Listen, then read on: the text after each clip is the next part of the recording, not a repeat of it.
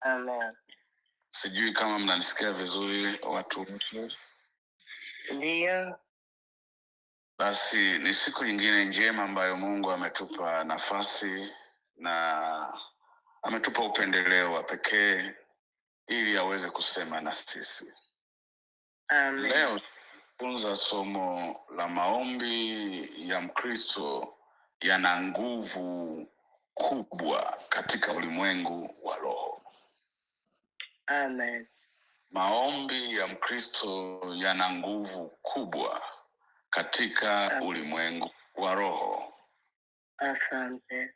Kitabu chetu cha somo ni kutoka Yakobo sura ya 1 mstari wa 5 hadi wa 7. Biblia inasema, Amen. lakini mtu wa kwenu akipungukiwa na hekima, na aombe dua kwa Mungu awapaye wote kwa ukarimu, wala hakemei, naye atapewa, ila na aombe kwa imani pasipo shaka yoyote.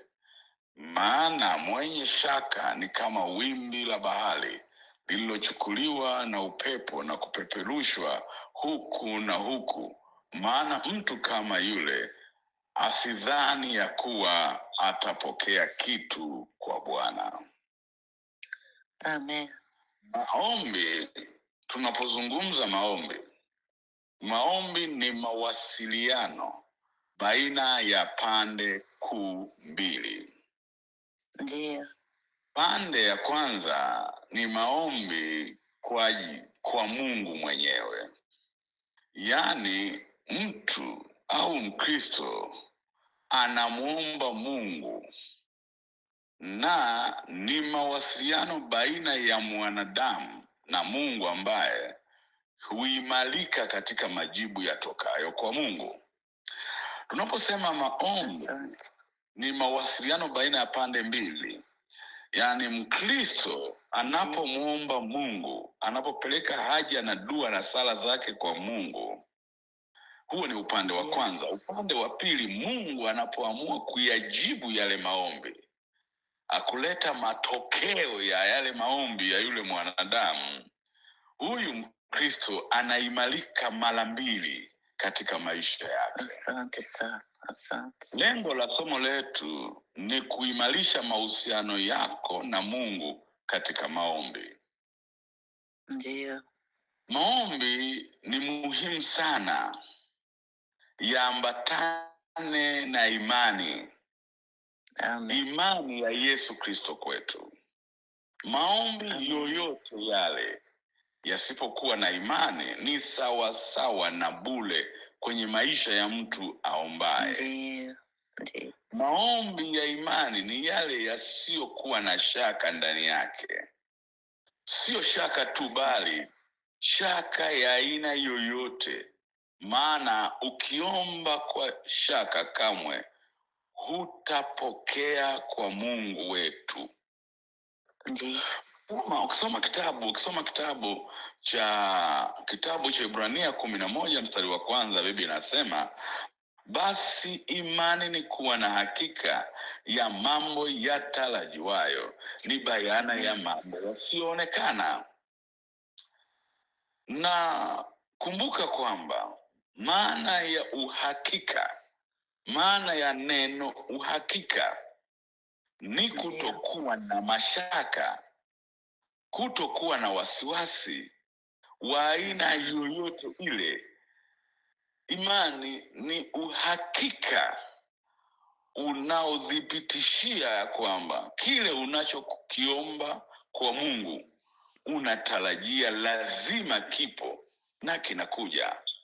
Mkristo unapokutana na shida, unapokutana na adha na dhiki, lazima uamini katika shida hii, katika misukosuko hii, nyuma yake iko ushindi kupitia imani ya Kristo. Asante sana. Haijalishi misukosuko ni mikubwa kiasi gani, haijalishi hiyo shida haijawahi kutokea kwa mtu yoyote, maadamu wewe unamwamini Kristo kuwa Bwana na Mwokozi wa maisha yake, katikati ya misukosuko unayopitia, mbele yake uko ushindi.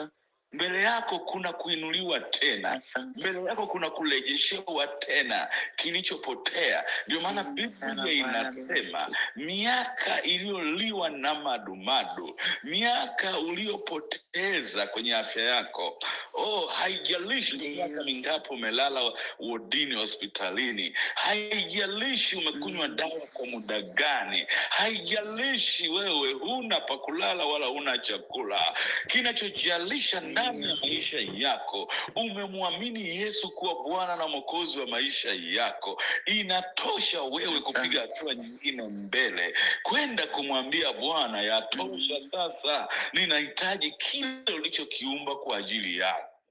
Nini kinatokea? Amen. Wakati wanadamu wanakudharau na kukubeza, wakati wanadamu wamekuona wewe ni mtu wa kawaida, ukiomba kwa imani, jambo linaenda kutokea ghafla. Nimesema maombi ya Mkristo yana nguvu katika ulimwengu wa roho. Ulimwengu wa kiroho ni nini? Ulimwengu wa kiroho, ulimwengu wa roho ni ulimwengu wa vitu visivyo dhahiri, na ni ulimwengu wa vitu visivyoonekana. Huo ndio ulimwengu wa kiroho.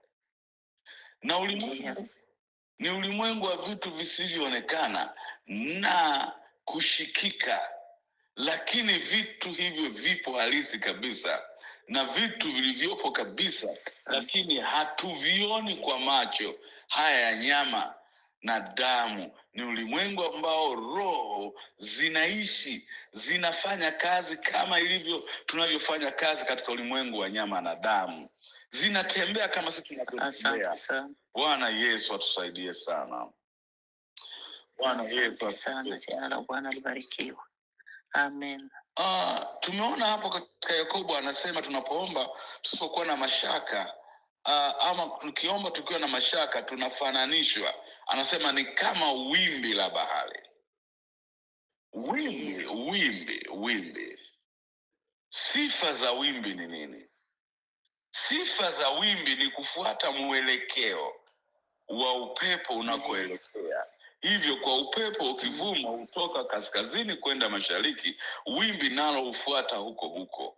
Kwa hiyo mtu wa tabia kama hizi katika maombi asidhani ya kuwa atapokea kwa Mungu na Bwana Mwokozi wa maisha yetu. Huwezi kupokea ukiwa na mashaka, eti unaombea jambo fulani, alafu wakati huo macho yako yanaitazama lile jambo, imani inahamia kwa lile jambo, unaona lile jambo ni kubwa sana, haiwezekane. Unajikuta unaanza kutafuta msaada mwingine ambao katika njia unayopitia unamkosea Mungu. Unaona? Unapita na kufanya mambo ambayo sio sahihi kwa Mungu. Ndio maana Biblia inasema tunapoomba tuombe kwa imani. Bwana Yesu atusaidie sana. Amen. Ndivyo yalivyo na maombi yasiyo ya shaka kwa Mungu. Humfanya mtu atembee huku akitegemea kupokea kile alichokiomba kwa Bwana. Wewe chukua mfano, mtu wewe unatoka nyumbani, unatoka sokoni unaenda nyumbani. Si njia unaifahamu. Unapajua mashaka huwezi kuwa nayo. Kwa na Mkristo unapokuwa umekutana na adha na misukosuko, njia sahihi ya kuondoa hiyo misukosuko ni maombi. Maombi ndio njia kukupelekea kuliko na msaada wako. Hutakiwi kugeuka kushoto wala kulia, bali unapaswa kuangalia mbele kuliko na msalaba. Huko ndiko kuna ushindi. Amen. Yesu aliposema imekwisha pale Golgotha, alijua kuna siku tutakutana na shida, tutakutana na magonjwa, tutakutana na misukosuko mbalimbali. Kila atakayeuangalia msalaba, kila atakayetembea kwenye njia ya msalaba, lazima apokee majibu yake. Lazima. Amen. Amen. Bwana wetu mkuu ni Yesu Kristo mwenyewe. Amen. Yesu Kristo mwenyewe. Ukisoma Wagalatia 3:7 Biblia inasema, fahamuni basi ya kuwa wale walio na imani hao ndio wana wa Ibrahimu. Amen. Fahamuni basi ya kuwa wale walio na imani hao ndio wana wa Ibrahimu. Neno limethibitisha ya kuwa wale walio na imani hao ndio wana wa Ibrahimu. Kumbuka, katika Agano Jipya tunazipata ahadi za Mungu alizomwahidi Abrahamu kupitia Yesu Kristo kwa njia ya imani. Unapoisoma Biblia unatambua ukweli kabisa ya kwamba Ibrahimu aliitwa baba wa imani na kuwa rafiki wa Mungu kwa sababu ya kuamini. Hivyo hata wewe na mimi, kama unahitaji kuwa rafiki wa karibu na Mungu, ni lazima utembee na kumwamini Mungu. Kwa kuwa yupo na anaishi ndani yetu na anatenda kila tuombapo. Kumbuka, sio kuamini kwa wasiwasi, bali kuamini kwa imani. Tena imani timilifu isiyo na mashaka ndani yake. Katika maombi ipo siri ya ajabu sana ambayo imefichika katika imani. Kwa kile unachotaka Mungu akujibu, jitahidi sana kuomba kwa imani. Maana pasipo imani kamwe haiwezekani kumpendeza Mungu. Siri hii itakusaidia sana kama utaiweka katika uhalisia wa matendo. Wewe amini Mungu yupo. Amini hata kama waliokuzunguka wote wanakataa, wanasema Mungu hayuko. Wewe amini ya kwamba Mungu yupo katikati ya watu wasioamini. Ukiwepo peke yako, unaweza kubadilisha waliokuzunguka wakamwamini na yeye Yesu, kwa sababu ukiomba kwa imani, Mungu analeta majibu katikati ya waliokuzunguka wasioamini. Wataona ulichoomba kinatokea, wataona ulichoomba unapokea, wataona ulichoomba kinakuja kwako, ndipo watakapostaajabu. Na ndio maana nasema, na imani yetu ndio ushindi. Anasema imani yetu ndio kushinda, watu wa Mungu. Tuombe kwa imani, tuondoe mashaka katika maisha yetu. Haleluya, haleluya, watu wa Mungu. Amen. Katika maisha ya wokovu nimeona majibu ya maombi yangu yakiwa kwa haraka sana pale ninapokuwa nikiomba kwa imani. Ukiona maombi yanachelewa majibu kuja, yawezekana wakati unaingia kwenye maombi, unapotembea tu kwenye maombi kwenye hiyo shida, imani yawezekana ilikuwa imepungua. Mimi nimekuwa na kuna wakati watu tunaomba kama mila na desturi ya Wakristo. Kuna wakati watu tunaomba kama mazoea. Lakini kuhakikisha omba kwa imani. Ukiomba kwa imani, mpendwa, kama unataka kujibiwa maombi yako, usihangaike kutafuta majawabu tofauti na kuomba kwa imani. Maana katika imani ndimo kuna majibu tosha ya maombi yako. Kitu kingine ninachokushirikisha ni kuhusu kuishi kikamilifu katika maisha ya wokovu. Maana kuna nguvu ya kipekee sana inayochochea maombi ya imani, nayo inatoka katika Roho Mtakatifu ambaye huwa ndani ya wale wote wanaoishi maisha ya kumtegemea Mungu pasipo kufuata tamaa za mwili. Hapo na maana gani? Kwamba maisha matakatifu ndio msingi thabiti, ndio msingi halisi wa maombi kujua utakatifu.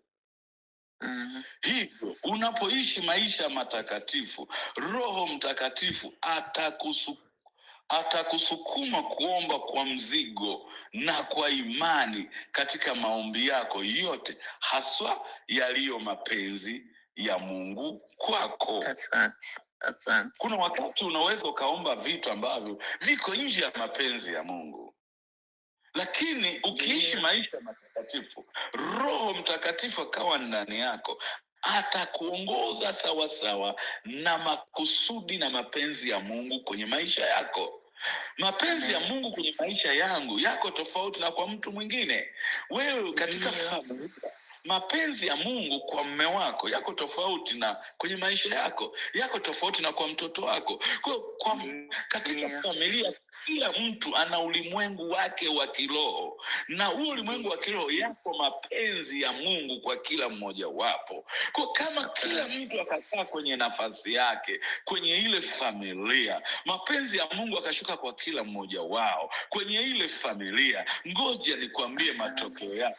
Ile familia inakuwa na nguvu ya Mungu isiyoelezeka. Ile familia inakuwa na ushindi usioelezeka. Ile familia inabadilika, inageuka kuwa silaha kali katika ulimwengu wa roho, katika maisha ya wale watesi na maadui zao. Kwa hiyo usimlazimishe mke wako ama mume wako aombe kama unavyotaka wewe, bali mshauri aishi maisha matakatifu yanayompendeza Mungu. Katika hayo maisha matakatifu, Roho Mtakatifu atakaa ndani yake, na Roho Mtakatifu akikaa ndani yake, nini kinatokea? Mapenzi ya Mungu kwenye maisha yake yanatokea. Yanapotokea, Mungu wa hiyo familia anaonekana. Amen. Na huku ndiko kuushangazako ulimwengu katika imani tulionayo. Amen.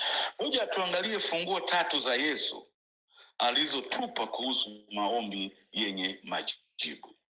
Ndiyo. Pia kuna funguo 3 au mambo 3 muhimu ambayo Yesu ameyatoa kwa kila aliyemwamini ili kupata majibu yake katika maombi, na nitaeleza moja baada ya jingine. Asante. Namba 1, ustahimilivu. Kwa Kiswahili chetu cha Tanzania tunasema usugu. Funguo ya kwanza ya kujibiwa maombi ni ustahimilivu, au kwa Kiswahili fasaha kung'ang'ania. Kung'ang'ania. Mungu anatutaka sisi kwa Kristo kushikilia ipasavyo ahadi zake katika maombi. Maombi yetu yote yajenge katika ahadi zake yeye. Luka 10:11 Biblia inasema, Luka 11:10 inasema, kwa kuwa kila aombaye hupokea, naye atafutaye huona, naye abishaye atafunguliwa. Sasa maana yake nini? Omba na uendelee kuomba. Ninaposema ustahimilivu au usugu au kung'ang'ania, maana yake omba, endelea kuomba, endelea kuomba, endelea kuomba mpaka upokee. Naona?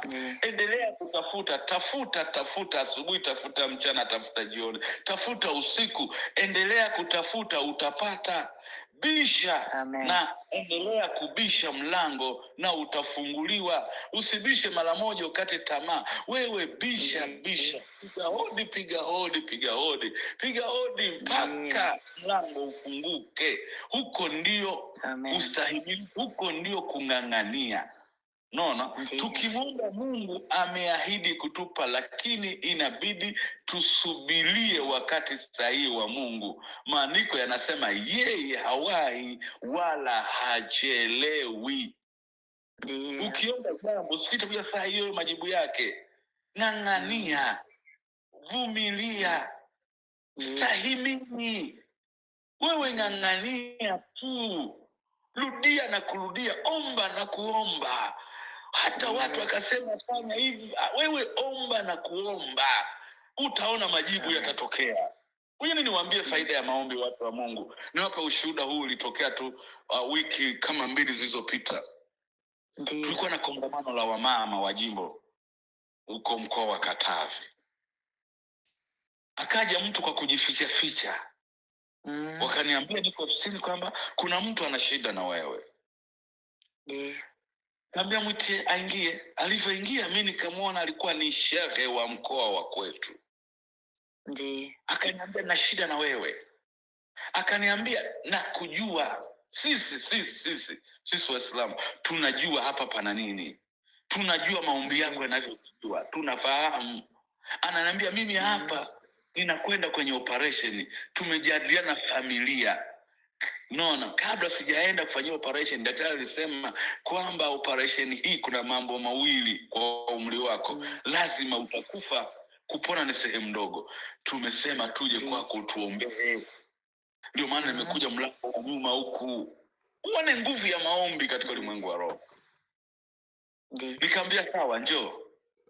Naona nikamvua kofia yake ya Kiislamu nikaweka mezani, nikamwambia piga magoti. Nikamuongoza sala ya toba kwanza, utakatifu kwanza. Na utakatifu unakuja kwa sala ya toba. Utakatifu hauji kwa kusali kanisani, ni kwa kumwamini Yesu kuwa Bwana na Mwokozi wa maisha yako, kuamini ya kwamba Yesu alikufa na akafufuka. Nikamuongoza sala ya toba yule shehe wa mkoa. Alafu baada ya hapo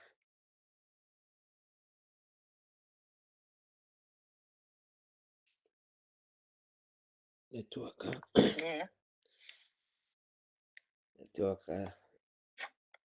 pokea Yesu. Kazi yangu mimi nakwenda kuainisha operation. Nikasema operation hii ninaifuta, ni operation ninaisimamisha, naondoa ugonjwa, naondoa kila aina ya ugonjwa. Nikaomba kwa nguvu nyingi. Nini kimetokea kwa shehe? Nikamwambia imani yangu inaamini kwenda hospitali. Nenda hospitalini. Alipofika hospitalini kupima ule ugonjwa haupo. Kwa nini haupo? Ni kwa sababu kuna mtu aling'ang'ania. Kuna mtu alipiga hodi. Kuna mtu aliomba. Kwa ndugu yangu na kusisitiza, njia ya kwanza, ufunguo wa kwanza ni kuwa na usugu, kuwa na ustahimilivu, kuwa na king'ang'anizi, kuombea lile jambo mpaka upate majibu. Ufunguo wa pili ama jambo la pili ni makusudi. Biblia inasema sababu kubwa ya sisi kutokupokea vipawa vya Mungu ni kwa sababu hatujaomba. Yakobo 4:2 anasema mwatamani wala hamna kitu, mwaua na kuona wivu wala hamwezi kupata, mwafanya vita na kupigana wala hamna kitu kwa kuwa hamuombi. Ukisoma Zaburi 37 mstari wa 4 hadi wa 5 vinasema nawe utajifurahisha kwa Bwana, naye atakupa haja za moyo wako. Umkabidhi Bwana njia zako, pia umtumaini naye atafanya. Unaona, kwenye Yakobo anasema hatupokei kwa sababu hatuombi. Na kwa nini hatuombi? Hatujui makusudi ya Mungu kwenye maisha yetu. Unaona, kwa hiyo lazima kuomba. Watu wa Mungu, tuombe na kuomba, tusikate tamaa. Tuombe na kuomba. Omba bila kukata tamaa, mtu wa Mungu. Omba bila kuchoka. Usiangalie mazingira yanayokuzunguka, usiangalie hali ulio nayo. Ni sawa, daktari amekwambia una kansa, iko kwenye hatua ya koma, iko 3 stages. Sawa, amesema daktari, lakini wewe unasemaje mbele ya macho ya Mungu wako? Unasemaje mbele ya msalaba ulioko mbele yako? Unasemaje juu ya hiyo kansa? Je, hiyo kansa ina nguvu kuliko msalaba? Ukiona kwamba msalaba una nguvu kuliko kansa, ichukue ile kansa ipeleke kwenye msalaba kwa kuomba. Biblia inasema na tumfike fadhaa zetu mabegani mwake. Naona, na Biblia inasema yeye amekirimiwa jina kupita majina yote. Kansa ni jina. Kwa sababu kama jina la Yesu ni kubwa kuliko kansa, likutanishe jina la Yesu na kansa kwa kuomba, kwa kuamini. Nini kitatokea? Kansa itayeyuka, haitaonekana tena. Kile kitu kigumu unachoona kimeshindikana, kipeleke msalabani kwa Yesu kwa maombi. Kumbuka Yesu akiwa msalabani alisema imekwisha. Fikiria, Yesu anasema imekwisha. Kunatokea matukio makubwa mawili duniani. Ghafla dunia inakuwa na giza, jua halitoi nuru tena. Wanashangaa kuna nini kimetokea. Watu wa Mungu, ni kwa sababu mwanaume amesema imekwisha pale Golgotha. Kwa nini alisema imekwisha? Alijua yuko mwanamke atakutana naye akiwa tasa. Akiwa tasa ndoa itakuwa na misukosuko. Akasema ngoja niseme imekwisha, ili ule utasa ule mwanamke uje uondoke siku moja. Akiamua kugeuka kunifuata hapa Golgotha, tumbo lake litafunguka, atapata wana wa kike na wa kiume. Alisema imekwisha, akijua ya kwamba kuna watu watakutana na shida ya HIV. Akigeuka kuja kwenye msalaba wangu, HIV itayeyuka. Alijua, akasema imekwisha. Kuna vilema na viwete wakigeuka wakaja Golgotha, uwete na ulema utaondoka. Ndio maana yake. Wakati huo watu wanashangaa, dunia imekuwa giza, lakini kule hekaluni tukio la pili likatokea. Pazia la hekalu likapasuka. Ili mimi na wewe twende kwa maombi bila kumtegemea mtakatifu yoyote. Wewe ukiwa mtakatifu uende mwenyewe mbele za Bwana. Watu wa Mungu lazima tujue makusudi ya Mungu ya mimi na wewe kuwepo duniani leo ni kumleta Mungu kwa maombi kwenye maisha yetu. Fikiria unamwombea mtu wa kansa, kansa inaondoka, umemleta Mungu kwenye maisha ya yule aliyekuwa mgonjwa wa kansa. Ile familia na ile jamii watamjua Mungu wako ni Mungu wa namna gani.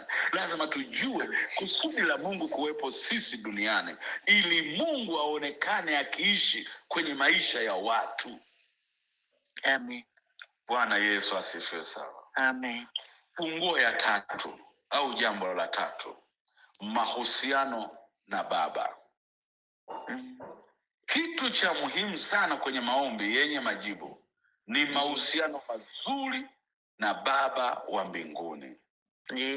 Watu wawili kwenye Biblia ambao wanasifiwa au wanaonekana kuwa na imani kubwa ni Musa na Ibrahimu. Lakini hawa wawili walifanikisha njia yao kwa sababu walikuwa na mahusiano ya kipekee na Mungu. Ndiyo. Yakobo 2:23 Biblia inasema, maandiko yale yakatimizwa yaliyonenwa, Ibrahim alimwamini Mungu akahesabiwa kwake kuwa ni haki, naye aliitwa rafiki wa Mungu. Amen. Kutoka 33:11 vinasema, naye Bwana akasema na Musa uso kwa uso, kama vile mtu asemavyo na rafiki yake. Kisha akageuka akarejea hata malangoni, bali mtumishi wake Yoshua mwana wa Nuni, naye ni kijana, hakutoka mle hemani. Watu hawa walifanya maajabu katika ulimwengu wa Biblia. Hawa watu wawili, ukisoma historia yao, walikuwa waombaji. Amen. Kwa nini walifanya maajabu? Kumbuka, ilichukua muda kuwa na mahusiano ya karibu sana na Mungu. Ndiyo. Ona, ilichukua muda. Fikiria, Musa alikuwa muuaji kabisa. Ndiyo. Nani alijua kwamba Musa aliua? Lakini kwa sababu Musa aling'ang'ania, akajenga mahusiano ya karibu na Mungu wake, ndiye aliyeenda kuwatoa utumwani ndugu zake. Kwa hiyo unaanza kwa kumhusisha Mungu kwenye mambo ya maisha yako ya kila siku, ili mahusiano yako wewe na Mungu yawe ya kirafiki, yawe ya kifamilia. Muhusishe Mungu kwa kila jambo. Haijalishi hilo jambo lina udogo kiasi gani. Muhusishe Mungu. Muhusishe Mungu kwenye jambo lolote, liwe dogo au kubwa. Hata unaona jambo lisilofaa unaweza kulifanya wewe mwenyewe, lakini muhusishe Mungu. Unaweza kuwa na fedha, unaenda kununua kitu, muhusishe Mungu. Omba Mungu, nataka niende dukani nikafanye shopping. Hicho kitendo cha sharing kinakufanya wewe uwe karibu na Mungu, na Mungu awe karibu na wewe.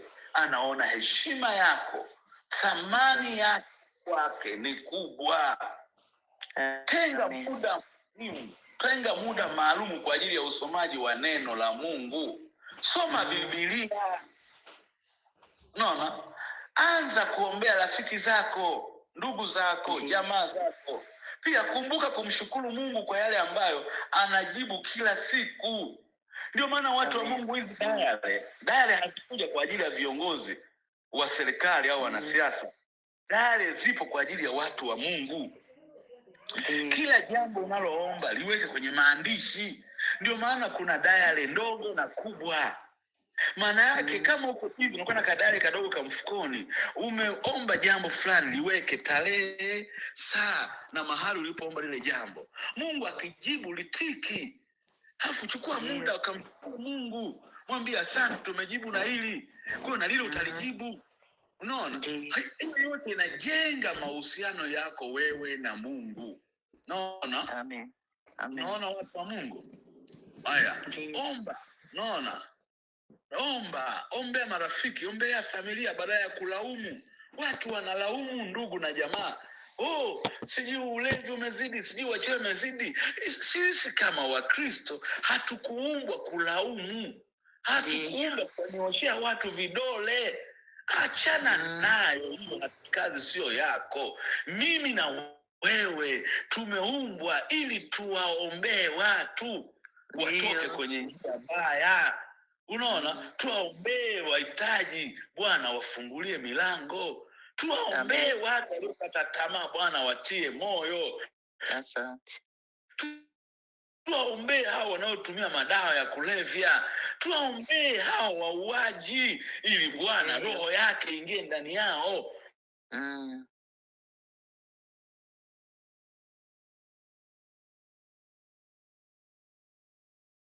Amen. Kwa hiyo sisi ndio kusudi letu, tusilaumu zangu. Naomba na kusihi siku ya leo, Mungu akujalie wakati mwingine na wakati mwingine uendelee kuomba na kuomba na kuomba. Hebu jenga tabia maisha yako kuomba. Hata ukiwa kazini, umepata muda wa kupumzika. Usipate muda wa kupumzika ukaanza kusoma, si unaenda kwenye mitandao, kwenye YouTube unaangalia mambo ya ajabu. Tenga muda kumuomba Mungu. Muombe Mungu. Unafanya hivyo unajenga urafiki naye, unakuwa karibu naye, unashare. Ukifanya hivyo na yeye atakwambia mambo yake. Kwamba nimekuumba kwa kazi moja. Kusudi langu kwako, mapenzi yangu kwako ni haya. Hauko Sweden kwa bahati mbaya, hauko Marekani kwa bahati mbaya. Liko kusudi la Mungu kuwepo huko uliko. Liko kusudi la Mungu. Utalijuaje kusudi la Mungu? Ni pale utakapokaa kwenye kuomba. Ukikaa kwenye kuomba, Bwana atafungua ulimwengu wa kiroho wako, na nini kitatokea? Utaanza kupokea majibu. Amen. Ukipokea majibu ndani yako, Mungu anaanza kuwa mkubwa, sio kwako tu, hata kwa wale wanaokuzunguka. Mungu anaanza kuwa mkubwa kwao. Unaanza kufanyika msaada kwa watu wengine. Kama ni ofisini, hawatafanya jambo lolote, hata kama una cheo kidogo, watasema tumsubiri Suzi, tumsubiri John. Anasemaje juu ya jambo hili? Ni kwa sababu Mungu wako amekuwa mkubwa. Hata kama kwenye familia huna pesa, wewe ni maskini, lakini hawatafanya jambo lolote mpaka wewe kinywa chako kifumbuke, kitoe ushauri, kwa sababu Mungu amekuwa mkubwa kwako. Umejenga urafiki na Mungu. Jenga urafiki na Mungu kwa njia ya maombi. Ngoja niombe sasa. Kama wewe una mgonjwa jirani, ulipokaa unaweza ukamshika mkono, ukaweka mkono wako kwenye kichwa. Kama una shida yoyote, unahitaji lolote, unaweza kuweka mkono wako kwenye kifua chako. Na kama kuna mhitaji yuko mbali, unaweza ukaandika jina lake mahali kwenye karatasi, ukaweka mkono juu ya jina lake. Amen. Mungu tunayemwabudu, mkono wake sio mfupi hata usiokoe. Haijalishi mimi niko Tanzania, wewe uko Sweden. Haijalishi mimi niko Tanzania, wewe uko Marekani. Haijalishi mimi niko Tanzania, wewe uko Malawi. Lakini mkono wa Mungu si mfupi. Unaweza kufanya jambo jipya.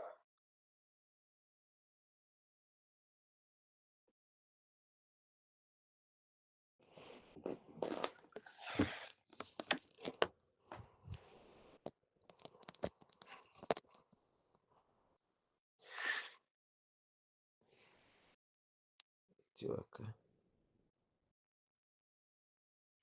Avuye. Network ariko aravuga ariko network nti sawa na wakati ulitukufu